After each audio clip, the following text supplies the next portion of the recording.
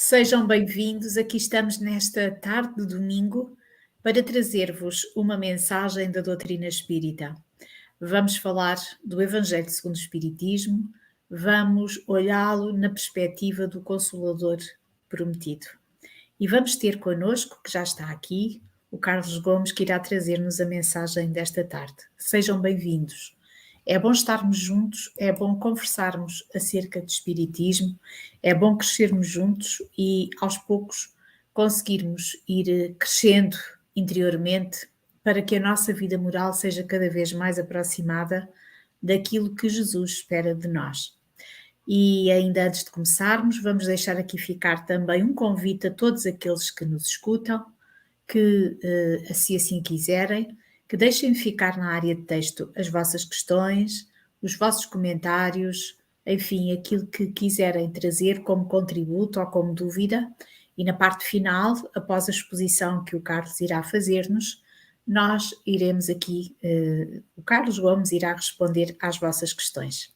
Portanto, sejam bem-vindos e aqui estamos a acolher com todo o carinho o Carlos Gomes, nesta tarde de domingo, dia 29 de maio de 2022, o que muito nos honra. Aqui em Portugal são 18 horas, o Carlos Gomes está no Brasil, onde são 14 horas, mas o Atlântico não atrapalha de forma alguma este encontro em nome do Consolador prometido por Jesus.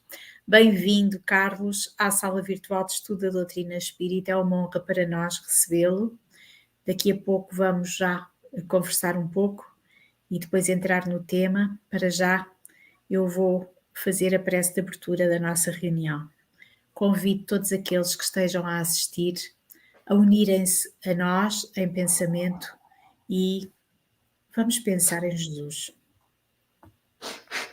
Amado Mestre, agradecemos-te, Senhor, que nos dás de aqui estarmos e de juntos refletirmos em torno dos teus ensinamentos. Ajuda-nos, Mestre amado, e possibilita, Mestre querido, que possamos guardar nos nossos corações a mensagem desta tarde e que ela seja luz no nosso caminho, que ela seja transformadora das nossas metas, fazendo com que, olhando mais à frente, possamos perceber que este é o tempo de caminhar na tua direção. E é assim, Mestre amado, que em teu nome, em nome de Deus, nosso Pai e nosso Criador, te pedimos que fiques connosco e que a todos nós abençoes nesta tarde e no trabalho que agora iniciamos. E com gratidão, agradecendo esta presença aqui tão importante para nós, eu vou passar ao Carlos Gomes para, num primeiro momento, ele se apresentar, conversar connosco e depois também para falarmos neste tema, o Evangelho segundo o Espiritismo, como o Consolador prometido. Bem-vindo, Carlos, muito obrigada, passo-lhe então a palavra. Eu que agradeço, Filomena, é uma satisfação estar aqui pela primeira vez, falando com irmãos de outras terras, isso nos alegra muito, saber que o Espiritismo está voltando para casa, já que ele saiu aí da Europa e agora ele volta para conquistar espíritos que queiram entender de si mesmos, porque o Espiritismo faz isso conosco, quem eu sou, e saber que existem irmãos e irmãs de doutrina, a quem eu cumprimento nesse instante, saúdo com votos de paz, de harmonia e muita paz. Precisamos de paz nesse momento. Agradeço pela oportunidade de estar aqui. Muito obrigada, é uma honra para nós também que esteja aqui connosco. Já temos aqui a Jane Rodrigues e a Maria Bagulho. A Maria Bagulho é cá de Portugal. Mas vamos então, sejam todos bem-vindos. Volto a dizer... Jane Rodrigues é minha esposa. Então é muito bem-vindo e muito obrigada. É a torcida que chegou.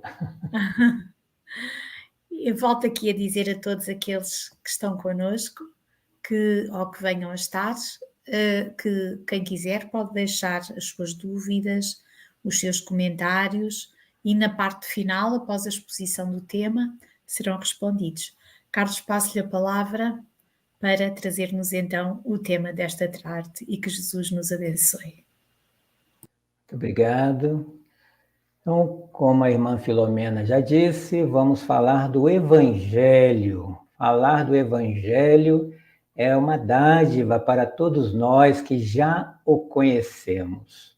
E coloquei como título Ser Ele o Consolador Prometido, porque ouvimos falar no Espiritismo que o Espiritismo é o Consolador Prometido. E essa afirmativa, né, quando adentrei a doutrina, comecei a pensar que se ele, esse Consolador, foi prometido por Jesus, e esta obra, o Evangelho segundo o Espiritismo, que nos deixou Kardec, é que vai falar diretamente sobre Jesus, eu faço essa questão, né? Levanto essa questão. O Evangelho segundo o Espiritismo é o Consolador prometido? Então eu convido os irmãos, as irmãs, para essa reflexão nessa tarde, né? Sobre essa questão. Pensando sobre a palavra, né? Me pego a pensar qual o significado da palavra consolador. Consolador é aquele que traz consolo. E ao consultar o dicionário sobre essa palavra consolo, o que eu encontrei? Consolo é o ato de consolar, de tentar aliviar os sofrimentos, as dores, as mágoas nossa ou de alguém, né? É confortar. Quando lemos essa obra, é isso que sentimos?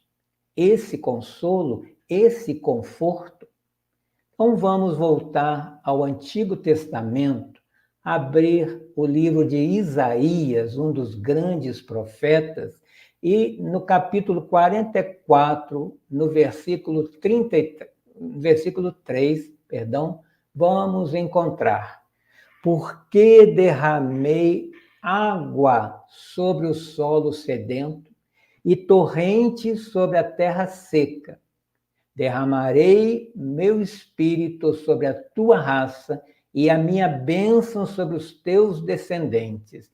É Yahvé falando com o profeta Isaías.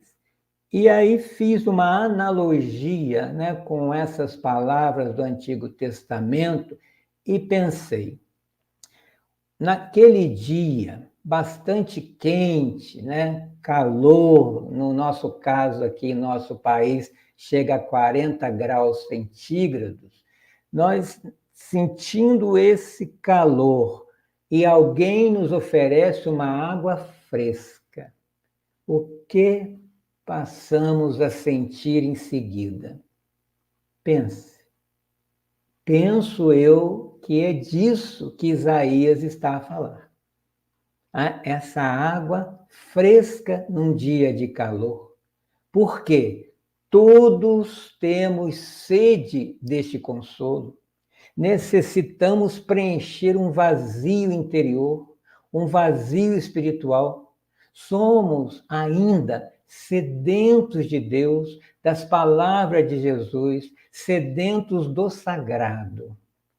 Nós temos um professor aqui em nosso país, chamado Régis de Moraes, que ele costuma dizer que estamos morrendo de inanição por falta do sagrado. Olha só, o que isso quer dizer nesse século XXI? Que a sociedade moderna tirou o sagrado da sua vida. E quando se faz isso, o que sobra? Nada. Sobra ou aparece um vazio existencial que estamos aí presenciando, né? Esse vazio nas pessoas que leva até ao suicídio por falta de sentido na vida. Então, é hora de parar para pensar sobre isso. Que consolador é esse que está escrito no livro de João, no capítulo 14, versículo 15, nas palavras de Jesus. Se me amardes, observareis os meus mandamentos. Quando amamos, obedecemos. E ele continua dizendo: e eu rogarei a meu Pai, e ele vos dará outro Consolador, que também pode ser encontrado com a palavra paracleto, em grego, que quer dizer ao lado, aquele que te defende como um advogado, né? A fim de que esteja convosco para sempre. Preste atenção nessa frase. Para sempre. O Espírito da verdade, que o mundo não pode receber, porque não o contemplou, nem o conhece. Mas vós o conheceis, porque permanece junto de vós e estará entre vós. E essa passagem me leva a pensar: esteja convosco para sempre. Se é para sempre, não se trata de uma pessoa encarnada. E quando fala é um espírito da verdade, como o seu nome, a palavra espírito pode ser interpretada como algo não material. Então, de novo, fico a pensar, seria uma ideia, um princípio, uma nova forma de ver, de entender ou perceber a vida? Uma ideia que console tanto quanto as próprias palavras de Jesus, ele sim, o Consolador ou Salvador, né, como era o seu nome, né, em hebraico, Yeshua. Não tenho essa resposta aos meus questionamentos de forma objetiva, exata, pronta, fechada. Mas podemos fazer algumas associações dentro do que o Evangelho nos apresenta. Quando Kardec, nas suas pesquisas, pergunta a um espírito amigo qual era o seu nome, o que ele responde? Chamo-me Verdade. Olha a coincidência. Seria somente uma coincidência? E quando o apóstolo João, né, usa o nome Espírito da Verdade, é o mesmo Espírito? Como identificar isso? Porque para nós espíritas, o Espiritismo é o Evangelho redivivo, a volta desse Consolador Jesus. Francisco Cândido Xavier, conhecido como Chico Xavier, a maior antena mediúnica que se conheceu, ele costumava, numa frase, fazer uma rima, dizendo que o Espiritismo é Jesus de novo no coração do povo. Estaria ele certo? E essas ideias que o Espiritismo vem lançar ao mundo, podemos associar com a parábola do semeador, que precisa semear as ideias, ou com essa água que eu acabei de falar sobre o livro de Isaías, naquele solo seco, porque são ideias que estão a nos consolar há 165 anos e que vão ficar para sempre, porque não é humano, é uma ideia, que é a ideia de Jesus. E, como disse João, se amarmos Jesus e obedecermos os seus mandamentos, continuaremos com a ideia do bem e sentindo a presença desse Consolador. O que os irmãos e as irmãs acham? Pode ser essa a interpretação espírita? Quem tem a resposta? Porque em Espiritismo estamos todos a aprender a cada dia. O filósofo, jornalista, pesquisador espírita da década de 1960, 1970, do século passado, José Herculano Pires, sempre dizia que em Espiritismo ninguém é doutor, somos todos aprendizes. E ele tinha muita moral para falar sobre isso, como pesquisador, estudioso da doutrina, a ponto de Emmanuel, o mentor de Chico Xavier, dizer que ele, Herculano, foi o metro que melhor mediu Kardec, porque ele foi um dos tradutores para a língua portuguesa dos livros da codificação das obras básicas.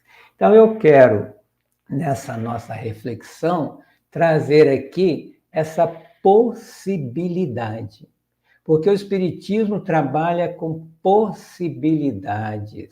A pessoa aceita ou não. Ele traz a possibilidade de voltar a viver nesse planeta Terra através da reencarnação. A possibilidade de renascer em outro planeta que não esse. A possibilidade de conversar com aqueles que já se foram antes de nós. A possibilidade de uma evolução ininterrupta e infinita, até nos aproximarmos o máximo que pudermos de Jesus. Então, abre um leque de possibilidades para que, dentro do limite de cada um de nós, possamos aceitar ou não. Então, vamos abrir esse livro, o Evangelho segundo o Espiritismo, a terceira obra organizada por Allan Kardec. E vamos mergulhar nesses seus ensinamentos que só nos faz bem. E como acontece com toda obra, vamos começar pelo prefácio. Ao nos debruçar sobre esse prefácio, a primeira coisa que nos chama a atenção é quem o assinou, o Espírito de Verdade. Olha quem assina o prefácio da obra. E aqui, o que diz esse Espírito? Os Espíritos do Senhor, que são as virtudes dos céus, qual imenso exército que se movimenta a receber as ordens do seu comando, espalham-se por toda a superfície da terra e, semelhantes a estrelas cadentes, vêm iluminar os caminhos e abrir os olhos aos cegos. Como eu posso entender isso? Espíritos, então, saem das mais altas esferas, porque já atingiram esse patamar. E vêm, né, espíritos virtuosos que já conquistaram virtudes, obedecendo uma ordem maior, divina, vêm abrir os olhos aos cegos em toda a terra. E aqui ele não está a dizer que veio para os espíritas, nem para os cristãos, mas para toda a superfície da Terra, incluindo a Índia, a China, a Rússia, onde quer que esteja um ser humano, aqui pode encontrar respostas para a vida. É uma quebra de paradigmas, é uma mudança de pensamento para o nosso mundo. E essa informação é muito séria, muito importante, e no caso de nós espíritas, nós estamos nesse processo de divulgação para auxiliar a espalhar, a divulgar a mais pessoas o que para nós encontramos um tesouro. E quando ele diz abrir os olhos aos cegos, me vem à mente a cena de Ananias, um dos primeiros cristãos no cristianismo primitivo, quando é encarregado pelo próprio Jesus a ir aonde o Paulo, no caso Saulo de Tarso, estava hospedado, para lhe tirar as escamas dos olhos. Como é isso? Porque Saulo, embora fosse um fariseu, um doutor da lei, que conhecia muito bem a Torá, era um defensor, né, das leis de Moisés, ele estava cego para as coisas realmente espirituais, as questões verdadeiras do espírito. E quando caem as escamas, Ananias apresenta para ele um horizonte, um infinito de possibilidades que ele ainda não havia pensado a respeito. Essa informação dessa história podemos encontrar tanto nos Atos dos Apóstolos, nos Evangelhos, quanto neste livro, escrito por Chico Xavier, ditado pelo seu mentor Emmanuel, que eu recomendo a leitura, mais de uma vez, o estudo para quem não a conhece. Não sei como é que é a facilidade de aquisição de livros aí por vocês, mas é um livro que, a partir dele, a visão do evangelho que tínhamos até então se modifica, amplia. Aqui, como dizem alguns palestrantes, seria os bastidores, o making of do ato dos apóstolos. Então, não deixem de ler quando tiver a oportunidade. Quem já leu, releia. Vamos absorvendo essas verdades que vêm dos Espíritos, que são belíssimas. Outra informação que chama atenção aqui nesse prefácio: são chegados os tempos em que todas as coisas hão de ser restabelecidas no seu verdadeiro sentido. Esse livro, que tem mais de 100 anos, me deixa a pensar e a questionar. Já estamos em condições de entender o que Jesus veio fazer aqui? Qual a sua verdadeira mensagem? E aí, eu vou apresentar um outro livro também. Hoje vou fazer algumas propagandas de livro para incentivar a leitura.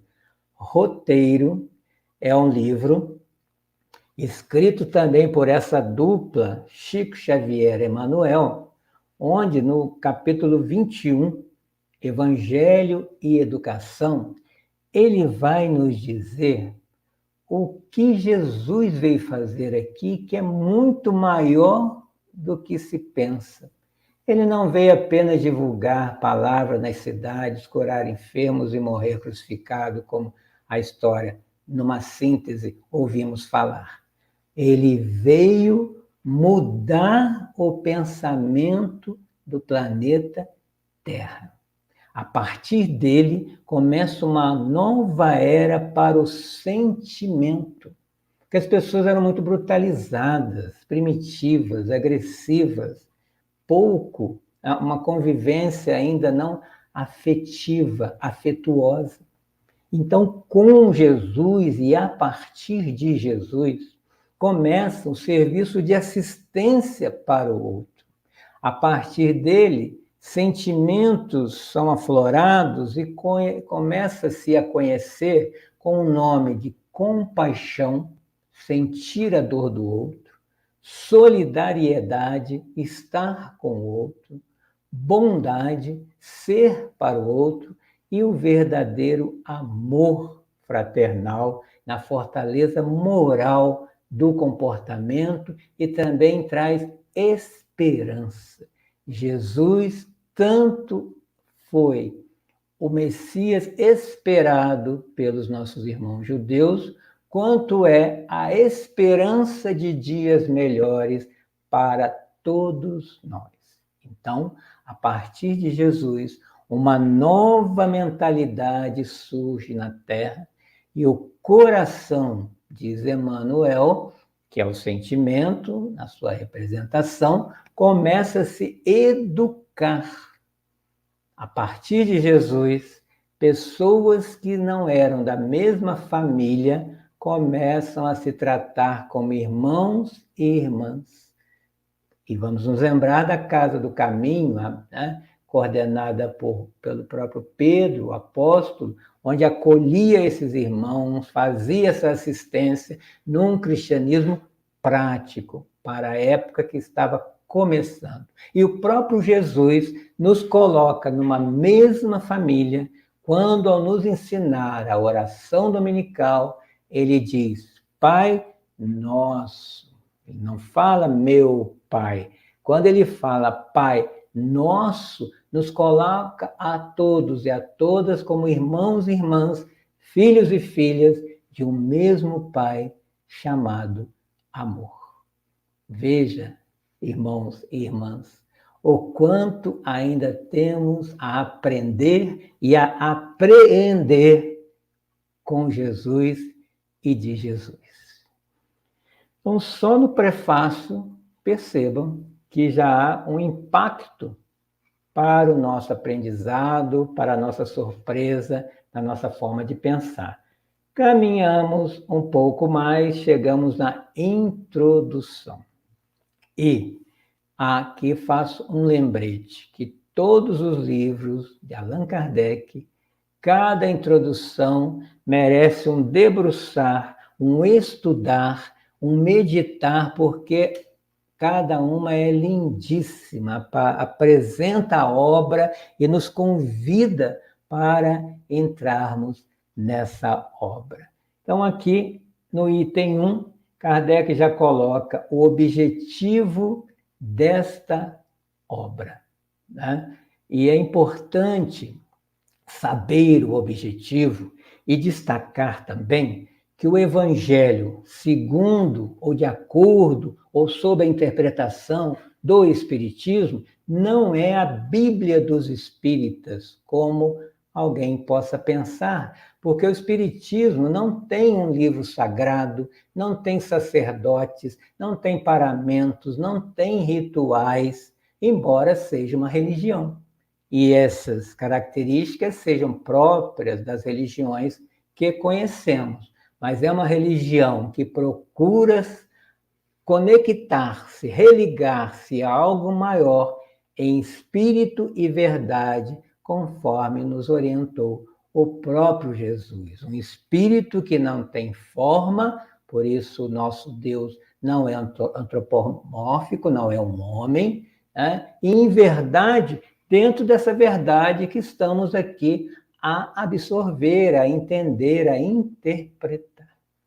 E Kardec vai falar sobre as religiões que, segundo ele, e principalmente à sua época, ainda se prendiam muito à questão mística, ritualística, e a proposta de Kardec neste livro, junto com os espíritos, é dar ênfase à questão moral. E falar em moral, fala-se em comportamento de cada um de nós. E um comportamento que, na visão de Kardec, quando ele vai conceituar o que é um verdadeiro espírita, que também está nessa obra, no capítulo 17, ele vai dizer o quê? Reconhece-se o verdadeiro espírita pela sua transformação moral, mudança de comportamento a partir da mudança de entender, de pensar e sentir a vida. E também, diz Kardec, pelo esforço que faz para domar as suas más inclinações, as suas más paixões. E eu gosto do termo que ele usa, o verbo domar, porque quando vamos domar, né, um cavalo bravo, nós temos que fazer força, temos que puxar o cabresto, senão ele não nos obedece. Assim eu tenho que fazer com as minhas más paixões. Quando, numa situação, o orgulho quiser pular na frente, eu puxo o cabresto, não deixo o orgulho sair.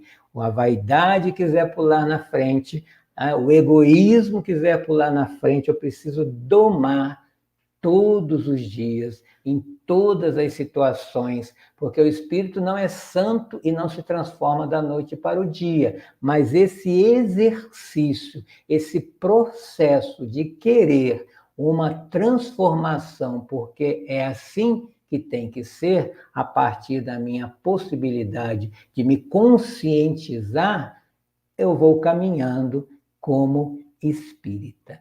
E mudar essa forma em mim de pensar e sentir o mundo é que é a proposta de Jesus, que não é diferente da proposta do Espiritismo.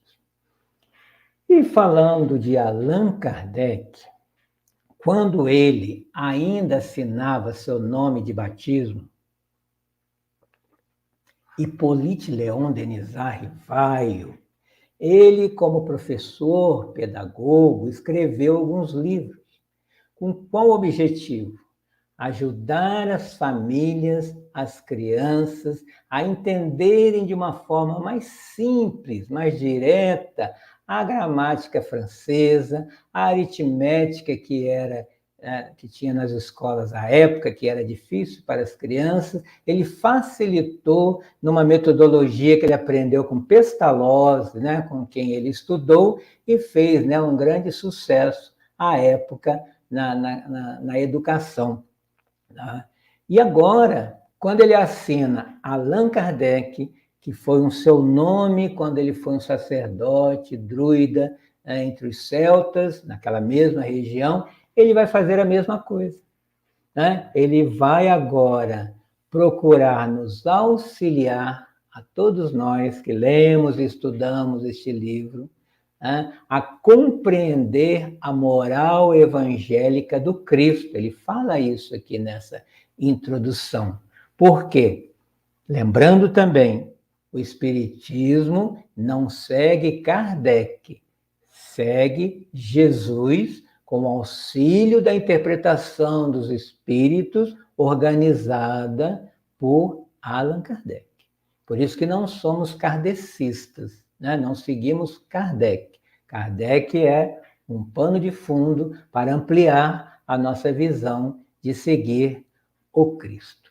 E como um bom professor, ele organizou, né, classificou, né, metodicamente as máximas do Cristo, de modo que uma, né, seja subsequente à outra, uma decorra da outra, numa sequência lógica, para que o nosso pensamento vá junto com essa proposta num crescente, para que cada um possa entender melhor o Evangelho e, consequentemente, as palavras de Jesus. Então, esse Evangelho é um código moral universal, uma regra de proceder em todas as circunstâncias da vida, sem distinção de culto, está tudo aqui na introdução. É o princípio básico das relações sociais, quando nos lembramos que o objetivo maior e mais difícil, muitas vezes, é aprender a conviver, a tolerar, a estar com o outro. E esse livro, Evangelho segundo o Espiritismo, tem um termo que usamos aqui no Brasil, que seria o nosso livro de cabeceira. É aquele livro que fica ao lado da cama, quando dormimos com ele, acordamos com ele, passamos o dia com ele, lendo todos os dias. Leu todo o livro, volta, começa a ler de novo, porque precisamos assimilar para vivenciarmos o que está escrito aqui. Né? Então, é uma regra do bem viver e conviver, é um roteiro, nas palavras de Kardec, é um roteiro infalível para a felicidade. Quem de nós não procura felicidade? A resposta está aqui. Por isso, ele mesmo diz que não se preocupa em relatar situações vivenciadas por Jesus, seguindo aquela sequência lógica que nós vamos encontrar nos evangélicos, né, nos 4 evangelhos canônicos, né, escritos pelos discípulos. Não, aqui ele apresenta temas para ampliar a nossa visão. Então, ele procura colocar este livro no alcance de todos que possam ler e entender, e estamos falando da segunda metade do século XIX. Ele é de 1864. Então, pensemos na religião àquela época, em que nem todos tinham acesso direto à Bíblia, ou quando liam, não entendiam, ou precisava de um intermediário para explicar, e tinham interesses e tudo mais. Então, ele veio rasgar mesmo o véu, né? Pegando, nas suas palavras, passagens obscuras e ampliando nas situações do dia a dia. Por isso que ele é atemporal. Até o dia de hoje, ele é muito, né, atual. E também, dentro desses objetivos, junto com os espíritos, ele vai levantar a ponta do véu que nos oculta ou nos ocultava da vida futura ou da espiritualidade, né? Já conseguimos vislumbrar alguma coisa da espiritualidade. E nisso, encontrar a chave que faltava para o entendimento do Evangelho, dando-lhe um sentido maior. Querem um exemplo? Quando Jesus, no Evangelho de Mateus, no capítulo 5, né, vai lá falar do Sermão do Monte, as bem-aventuranças, ele coloca sempre no futuro: serão consolados, alcançarão misericórdia. E que futuro é esse? Quando muitas vezes a pessoa não recebe isso numa mesma vida, segundo o seu entendimento, seria a próxima. Então, com o entendimento da reencarnação, conseguimos entender o Sermão do Monte. Quem passou por isso foi Eurípides Barçanufo, um grande espírito, um grande vulto do espiritismo, que precisamos conhecer a sua vida aqui do Brasil, de Minas Gerais, de Sacramento. Então, aqui, como nos disse o Espírito da Verdade, vamos encontrar as vozes do céu de novo, a esclarecer a todos nós e nos convidar para praticar, uma vez por todas, as lições que Jesus nos deixou. É o segredo da felicidade. Se me amardes, vai seguir os meus mandamentos. Então, amar, obedecendo às leis, os mandamentos de Deus, para encontrar o próprio amor. É um roteiro, é um guia para a nossa vida, desde que eu queira colocá-lo em prática. E, numa propaganda de mais um livro, para quem não leu também, é leitura obrigatória do Espírito, Renúncia, uma história para se entender o que significa essa palavra, escrito também pela dupla Francisco Cândido Xavier, pelo Espírito Emmanuel.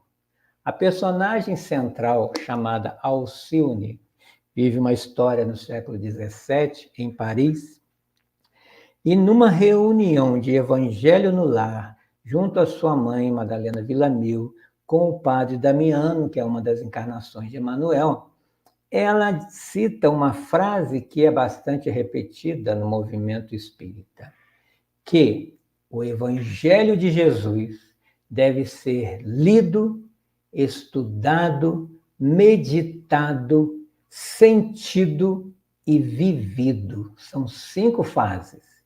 Em qual cada um de nós está. Lido, vamos conhecer. Estudado, vamos ler um pouco mais para procurar entender. Meditado, vamos pensar a respeito numa reflexão do que se leu.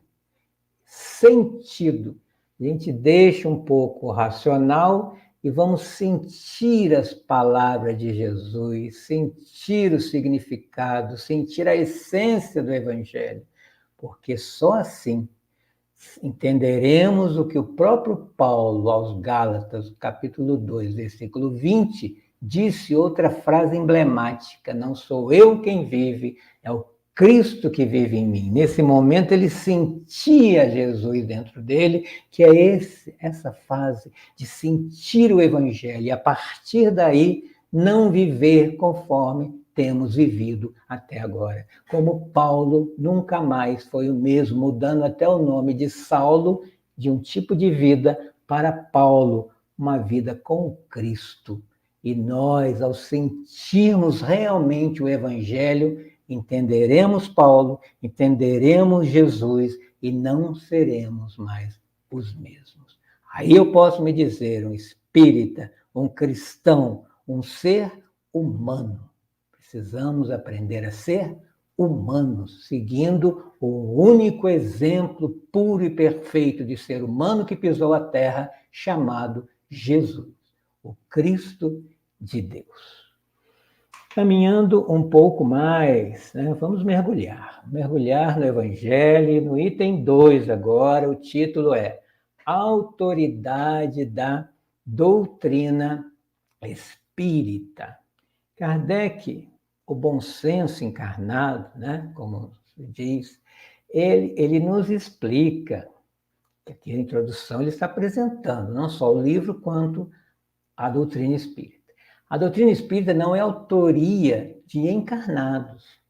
Ela não saiu da mente de uma pessoa, não saiu da mente do Allan Kardec. Isso aí que cada um de nós precisa explicar a quem não é espírita. Por isso nós seguimos Kardec. E ele mesmo chega a dizer em uma de suas obras que ele ficou tão admirado com essas ideias novas que ele estava a conhecer, porque ele nunca tinha pensado nisso antes, para explicar as situações da vida e até da morte. E ele vai dizer que a autoridade da doutrina espírita está na universalidade do ensino dos espíritos. O que significa isso? Vários espíritos usando, né, com a ajuda de médiuns em várias partes do mundo, estavam a falar a mesma língua, a lançar ao mundo as mesmas ideias. O Espiritismo não sai da cabeça nem de uma pessoa encarnada, nem de apenas um espírito que a tenha ditado, mas sim vários médiuns em vários lugares, trazendo essas verdades sob o comando de Jesus, o próprio Espírito Verdade, quando ele diz: eu sou o caminho, a verdade, a vida, para todo o sempre. E Kardec ainda nos convida a testar o que aqui está escrito, a colocar, passar pelo crivo da razão, pela lógica e pelo bom senso. Se não for aceita a mensagem, independente de quem tenha assinado, né? Jesus Cristo, Joana d'Arc, Antônio de Pádua, Francisco de Assis, não importa o nome que assinou a mensagem, e sim o conteúdo.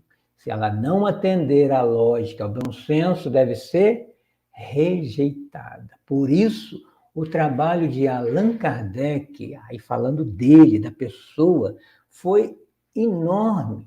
Ele recebia mais de 1000 cadernos, né, de todas as partes do mundo para ali cotejar, né, comparar as mensagens e retirar o princípio, a essência, o comum, né, entre elas. Tinham de todo tipo de espírito, o que sabia menos, o que sabia mais, mas ele, como um bom professor, ele soube absorver, né, pensar, selecionar o que colocar na mensagem e deu-se início, então, ao Livro dos Espíritos, com perguntas e respostas também, né, didaticamente, para qualquer pessoa ler e, dentro do seu limite, procurar entender.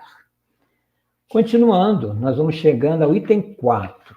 No item 4, ele vai apresentar os filósofos Sócrates e Platão como precursores, os pioneiros da ideia, tanto da ideia cristã quanto do espiritismo, que também é uma religião cristã, embora sem os rituais das outras co-irmãs. E esses espíritos superiores, segundo Kardec, eles vêm antes para aplainar a terra, preparar o caminho para a chegada da verdade, Jesus. Por isso é importante e necessário educar os pensamentos para se aceitar novas ideias. Tem gente que lê um livro espírita e não aceita nada ou não consegue entender nada. Precisa de uma preparação da aceitação do novo. O próprio Kardec vai dizer que as grandes ideias jamais irrompem de súbito. É uma agressão. É preciso preparar o caminho. E esse foi o papel, né, dos grandes profetas da história, os avatares da Índia, todos os que entraram para a história lançando, né, pequenas ideias que vai a crescer a cada dia até formar a árvore do conhecimento do Evangelho. Passo a passo, processo gradual. Kardec chega a comparar a história de Sócrates, em alguns aspectos, à história de Jesus, porque ambos nada escreveram, tudo era verbal, né? Oral. E ambos foram acusados de corromper o povo com ideias novas. E também porque combatiam o preconceito religioso, a hipocrisia da época, e, em consequência disso, foram assassinados. E Kardec vai continuar colocando aqui algumas passagens, alguns trechos da doutrina de Sócrates, escrita por Platão, já que Sócrates nada escreveu, e vai comparando com a proposta do Espiritismo. E é interessante, quando nós, com outro livro aqui, ó, o Livro dos Espíritos, lá na parte dos prolegômenos, né, um tipo de prefácio, tem a assinatura de alguns espíritos que ditaram essa obra, a Allan Kardec. E dentre eles, vamos encontrar Sócrates, Platão. Então, não é por acaso que eles sejam precursores e se encontre tanta similaridade entre a doutrina deles, que vem, né, 400 anos mais ou menos antes de Cristo, e o que veio há 165 anos através das obras de Allan Kardec.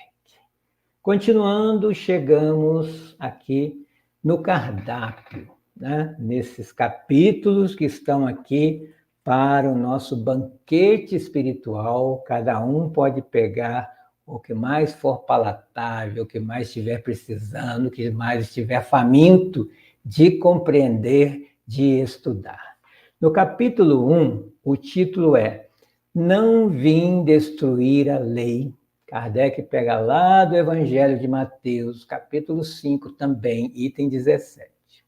E nesse capítulo, Kardec vai apresentar a primeira revelação como sendo a de Moisés, quando traz as tábuas da lei como um código de conduta, principalmente para um povo à época ainda primitivo, bárbaro, desordeiro, para que se siga uma lei.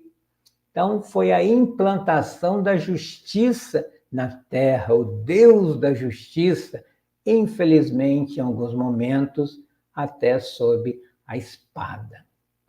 Jesus vem, né, continuando aqui no outro item, como a segunda revelação, que, de acordo com o título do capítulo, vem dar cumprimento a essas leis apresentadas na primeira revelação. Então, Jesus não veio implantar nenhuma religião no planeta. Ele veio nos ensinar, com o exemplo, como viver e conviver nesse planeta. Então, o Deus que ele nos apresenta é o Deus do amor, o Deus do perdão, e é assim que devemos viver, amando, perdoando e nos sentindo irmãos e irmãs uns dos outros. E vem como terceira revelação, 18 séculos depois, o Espiritismo, com o lema fora da caridade não há salvação. Então, esse amor que Cristo nos apresentou tem uma forma de praticá-lo chamado caridade. Cuidado com o outro, o olhar. É a prática de Jesus, mas que ainda não tinha sido praticada. E os espíritos, logo no final, vão falar instruções dos espíritos. E quem assina essa mensagem é um espírito israelita, que diz que Moisés abriu o caminho, ele, né, que era um seguidor de Moisés. Jesus continuou a obra e o Espiritismo a concluirá. Quando eu adentrei no Espiritismo, eu achava essa questão um pouco arrogante. O Espiritismo é que é o Consolador, a terceira revelação. Será que esse pensamento não é orgulhoso, vaidoso? Mas com o passar dos anos, e eu já estou há um bom tempo seguindo, procurando entender a doutrina espírita, hoje eu vejo que sim, é o Espiritismo, a terceira revelação, é aquele que vai concluir a obra de Jesus, se assim o quisermos, né? Porque não encontrei nesses anos todos uma outra religião que explique de uma forma tão racional, lógica e objetiva, associando ciência que comprova, filosofia que questiona e a própria religião que nos transcende para explicar as questões da vida e principalmente da morte, que até hoje nos assusta, nos amedronta, temos receio até de falar sobre a morte. O Espiritismo nos abre um horizonte para nos comprovar que a morte não existe. O que existe é vida e vida eterna que já começou. E ainda entre os espíritos vamos encontrar aqui Fenelon com uma outra mensagem dizendo: um dia Deus, em sua inesgotável caridade, permitiu que o homem visse a verdade varar as trevas. Esse dia foi o advento do Cristo. Depois da luz viva, voltaram as trevas. Após a alternativa de verdade e obscuridade, o mundo novamente se perdia. Então, semelhante aos profetas do Antigo Testamento, os espíritos se puseram a falar e a vos advertir. O mundo está abalado em seus fundamentos. Reboará o trovão. Sede firmes. Não parece que essa mensagem foi escrita hoje de manhã, de tão atual que ela se encontra? E ele continua. A revolução que se apresta é antes moral do que material. Os grandes espíritos, mensageiros divinos, sopram a fé para que todos vós, obreiros esclarecidos e ardorosos, façais ouvir a voz, com a vossa voz humilde, porquanto sois o grão de areia, mas sem grão de areia não existiriam as montanhas. Assim, a cada um, e falando conosco, a sua missão, a cada um o seu trabalho. Não é lindo? Poético, verdadeiro e toca o nosso coração, que chega a nos emocionar. E continuando um pouco mais, dá vontade de ler o livro todo, mas não dá tempo aqui, não. Meu reino não é deste mundo, uma outra frase de Jesus em João 18, versículo 36, que é interessante. Se Jesus diz, meu reino não é deste mundo, o que ele está a nos ensinar? Que existe um outro mundo que não o planeta Terra. E essa frase é uma confirmação da vida espiritual em algum outro lugar. E são esses temas que Kardec vai nos orientar neste capítulo. Capítulo 3, outra fala de Jesus. Há muitas moradas na casa de meu Pai. Retirado do Evangelho de João também, capítulo 14, versículo 2, né? Onde Kardec apresenta agora os diferentes estados da alma na erraticidade, que é o nome que se dá ao mundo espiritual. Vai falar das categorias desses outros mundos que são habitados, sim. Tem mundos inferiores ao planeta Terra, nós viemos de lá, e superiores ao planeta Terra, que estamos a conquistar esse mundo. E é uma questão de lógica, né? Os astrônomos já estão aí a observar as galáxias, nossa galáxia com milhões de estrelas, de astros, milhões de galáxias nesse universo, e tudo que eles veem já conseguem observar, não chega a 5% do que existe no universo. Para nos arrogarmos a dizer só existe vida no planeta Terra? Como é isso? Então, vamos entender também neste capítulo por que se diz que a Terra é um planeta de provas e expiação. É importante saber isso para entender a missão de cada um de nós. Capítulo 4, outra frase de Jesus com Nicodemos, um fariseu, doutor da lei, que não estava entendendo o processo da reencarnação, e Jesus diz a ele: ninguém poderá ver o reino de Deus se não nascer de novo, também no livro de João, capítulo 3, versículo 3, e ele vai explicar a questão da reencarnação nesse capítulo, porque tem muitas religiões antigas, desde os Vedas, que se acredita em reencarnação, os indianos, nossos irmãos, mas a forma de explicar, cientificamente, filosoficamente, só o Espiritismo consegue. Continuando, capítulo 5, bem-aventurados, vamos falar agora do Sermão das Bem-aventuranças. Por quê? Kardec não falou que esse livro é regra de conduta, e o Sermão do Monte não é um tratado de regras da felicidade? Você vai ser bem-aventurado ou feliz se for misericordioso, se for pacificador, e aí você vai conquistar a felicidade.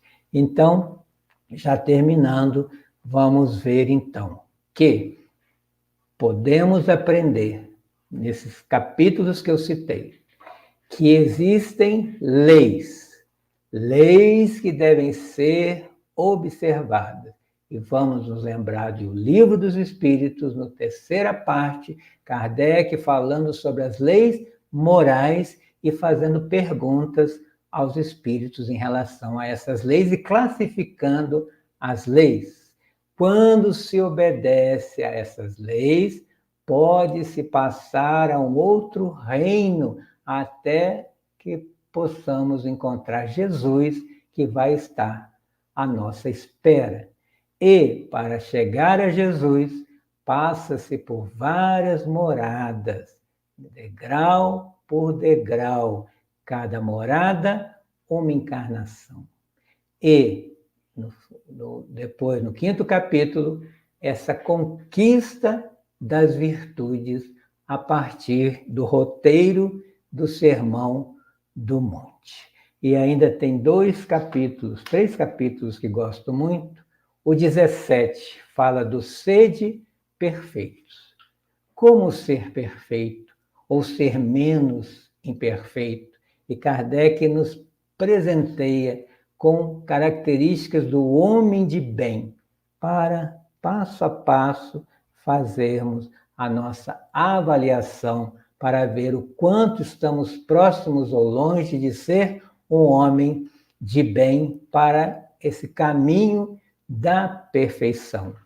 No capítulo 27, o penúltimo capítulo, Kardec vai dizer, explicando cientificamente a importância da prece, da oração, que só o Espiritismo também vai nos esclarecer. Por isso, todo o trabalho espírita começa com uma prece, termina com uma prece, a partir do entendimento de cada um sobre a importância da oração. E no último capítulo, o presente maior de Kardec nos sugerindo a sugestão de cada forma de fazer prece como sugestão, não é preces mágicas, isso não existe no Espiritismo. Mas o que acontece é que quando adoecemos ou estamos com um problema grande, não nos lembramos de fazer prece. E ao ler esse último capítulo, ler em voz alta, estamos a fazer a prece, porque a nossa cabeça não vai estar bem nessa situação. Até nisso, Kardec pensou. Então, meus irmãos, minhas irmãs, eis aqui o Evangelho segundo o Espiritismo. Vamos ler, estudar, meditar, pensar a respeito, sentir e vivenciar para entender a vida e se preparar para a vida que continua após essa vida. Então, esse é ou não o Consolador prometido para ficar na nossa mente e no nosso coração, lembrando Chico Xavier, o Espiritismo é Jesus de novo no coração do povo. Agradeço por me ouvirem e chamo de volta a nossa irmã. Muito obrigada, Carlos, por tudo aquilo que nos trouxe nesta tarde. E, se me permite, gostei muito do que nos trouxe, mas também gostei muito das sugestões dos livros. Relativamente ao Paulo e Estevão, é uma obra imperdível em qualquer momento da nossa existência. Aliás, é fácil conseguir os livros, hein? Vocês têm essa facilidade? Sim. Todos, alguns não tanto, mas todos esses que referiu, nós conseguimos. Já lá vai o tempo, quando eu cheguei à doutrina espírita, não havia a facilidade que há hoje e era muito difícil. Então conseguir um livro era um motivo de celebração para mim. Mas depois as coisas, a partir do início, aí a partir de 2000, começaram a ficar um pouco mais facilitadas. Mas até aí era muito difícil. Bom, temos aqui... Muito obrigada por tudo o que nos trouxe e também por essa escolha de livros, que ela seja inspiradora para todos aqueles que nos assistem agora ou para quem venha a assistir-nos noutro momento, porque nós precisamos de tudo aquilo que possa contribuir para o nosso consolo, para o nosso esclarecimento e para que possamos também agarrar em tudo isso e seguir melhor. Temos aqui, então, há pouco já tínhamos aqui trazido a Jane Rodrigues, que é a sua esposa. Bem-vinda, gostamos imenso de tê-la aqui. E temos também a Maria Bagulho, que eu já tinha aqui referido, que é cá de Portugal. Aliás, a Maria Bagulho integra o nosso grupo de trabalho e de estudos. Temos aqui a Regina Pinelli, que nos dá as boas tardes. É do grupo aqui que eu faço parte, do interior de Minas Gerais. Muito bem. Temos aqui a Débora, que também está connosco, embora ela seja do Brasil, mas está a viver em Portugal e também estuda connosco, a Débora. Temos aqui o Vlada Júnior. Esse é um amigo daqui também. Ele é presidente do Conselho Regional Espírita, aqui dessa nossa região, e eu sou o vice-presidente. Muito bem, bem-vindos. É muito bom ter aqui. Temos aqui a Livramento, que nos cumprimenta também, Deus, Cristo e Caridade, mas ela mais à frente vai dizer algo que depois já lá chegaremos. Agora temos aqui a Maria Bagulho, que nos diz o seguinte: sem dúvida, andei perdida quando partiu o meu maior amor. Porém, o encontro com o Espiritismo e o conhecimento da reencarnação foi o consolo que necessitava. É consolo, âncora e ancorador. Carlos, quer dizer alguma coisa à Maria? O Espiritismo nos comprova que ninguém morre. Estamos todos vivos e interconectados com o pensamento e o sentimento. Agora, irmã Maria Bagulho, estamos mais próximos, você está mais próxima dele, porque pensou, já conectou. E ele sente o seu sentimento, capta o seu pensamento, e em cada oração a Jesus, você envia luz para ele e a certeza que em breve estaremos todos juntos. Depois temos novamente a sua esposa, que coloca aqui uma questão pertinente e que se calhar é uma dúvida que vai ao encontro de muitos corações, que também o Espiritismo vem para toda a humanidade. como a doutrina espírita pode consolar culturas não cristãs? Pela sua lógica. Aí é interessante, junto à religião, a ciência e a filosofia, porque Kardec nos pede que o questionamento até sobre o que ele está dizendo. Então, não é para aceitar de forma dogmática. O Espiritismo fala de reencarnação, então eu aceito. Não, pesquise, estude, coloque no crivo da razão. Não é? Então, toda aquilo que eu falei, o espiritismo, os espíritos vieram para toda a humanidade, tendo religião ou não, acreditando em Deus ou não. A lógica nos faz pensar mais no tipo de vida que estamos tendo e por que sofremos. E ele nos coloca um espelho, o responsável pelas nossas vicissitudes, pelos nossos problemas ou pelas nossas alegrias, é aquele que me olha no espelho todas as manhãs. Temos a Livramento, que está em França. Obrigado. A Livramento é brasileira, mas está a viver em França já há bastantes anos. E ela era aquilo que eu lhe dizia há pouco, que eu vi que ela tinha gostado imenso de escutá-lo. Temos Muita o Armando generosidade, Serra. muito obrigado. O Armando Serra também é cá de Portugal, também está connosco. E temos aqui também a Solange Solange é do Machado. grupo também. Muito bem. Eu faço parte aqui. É irmã do Bem-vindos grupo. todos. Obrigado pela presença. A Noemi também é Noemi. daqui, da região de Minas Gerais. Depois temos a Regina Pinelli, que nos diz: o Espiritismo é a luz e o consolo em todos os momentos da nossa vida. Quer acrescentar alguma coisa, Carlos? Nos dias de hoje, observamos as pessoas sem sentido na vida e preferindo o desconhecido da morte, se matando, praticando o autocídio. Quando encontramos o Espiritismo, encontramos uma luz que não vai nos deixar no escuro mais.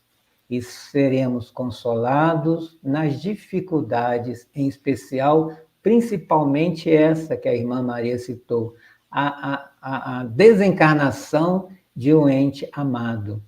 A forma de sentir. Sentimos a ausência, né? Sentimos a separação, mas não nos revoltamos com a situação como se fosse um fim, não é? Então, a morte, né? A desencarnação não é um fim, é uma porta que se abre para uma outra dimensão de onde viemos todos nós. Então, é sim esse consolo que precisamos nas horas tristes. Obrigado, Regina. Temos a Raquel Russo, que nos dá também Raquel as também é do boas-vindas. nosso grupo. Muito Bem, todos obrigado. bem-vindos. E Estou com uma finalmente torcida boa. e temos a Maria Bagulho, que lhe agradece as palavras que lhe dirigiu. E eu penso que posso dizer que, em nome de todos nós, agradecemos não só a sua presença, mas também a presença de todos aqueles que aqui estão, de todos aqueles que aqui partilharam connosco estes momentos e que aqui estiveram com o propósito de todos juntos pensarmos na mensagem que aqui foi trazida. Muito obrigada e precisamos muito de momentos como este, em que é o entendimento maior que a doutrina espírita nos traz a nortear as nossas reflexões. Temos ainda aqui também o Vlada Júnior, que nos diz excelente exposição. Foi sim, também subscrevo. Vladas é parceiro de divulgação da doutrina. Subscrevo também, comungo da mesma opinião, foi uma excelente exposição e que trouxe também excelentes sugestões de leitura para todos nós e nós precisamos muito.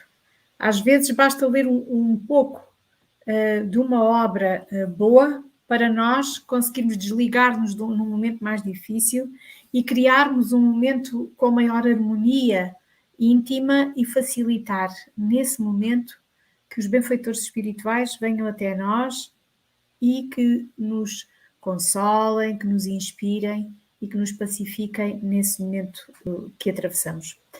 A Regina Pinelli diz-nos também: excelente palestra, Carlos, obrigada. Muito obrigada a todos. Carlos, muito obrigada. Falar do Evangelho é sempre muito bom. Então, eu vou já dizer até à próxima oportunidade em que vamos pedir-lhe que nos honre novamente com a sua presença para falarmos do tema que quiser, o tema Será um prazer. que entender. E agora, antes de terminarmos, eu ia convidá-lo, Carlos, a fazer a prece de encerramento do nosso programa de hoje, se assim for possível. Pois não. Então vamos pensar no que nos une nesse momento, que é o amor, de onde viemos todos. Porque se somos feitos à imagem e semelhança de Deus, e Deus é amor, amor é o que somos também, e para amar que aqui nos encontramos.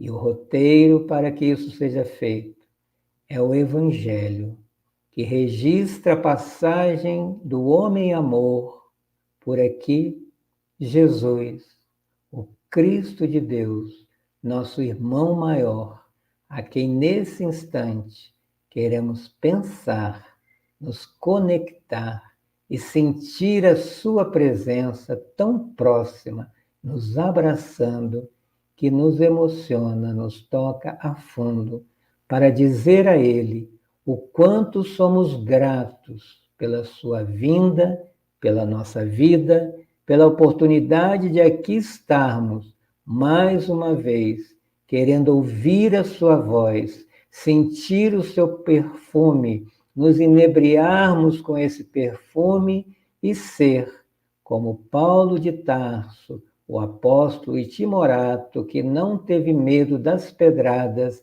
e seguiu adiante até o fim da sua existência e continua divulgando essa mensagem, porque também é um dos precursores do Espiritismo.